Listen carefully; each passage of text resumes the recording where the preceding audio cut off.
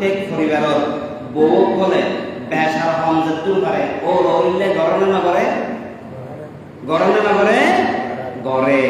এখন আর দায়িত্ব যদি ইতরা জেতুর গড়ে এর দূর বেশি বেশি শুকরিয়া আদায় করো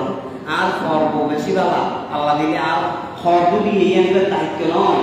এই আনবে দায়িত্ব নয় আল্লাহ মজা করে রেখে আর এনে দিয়ে করব দোষ নয় বেশি বেশি প্রশংসা করো বেশি বেশি প্রশংসা করো না নবীজির ঘোষণা হল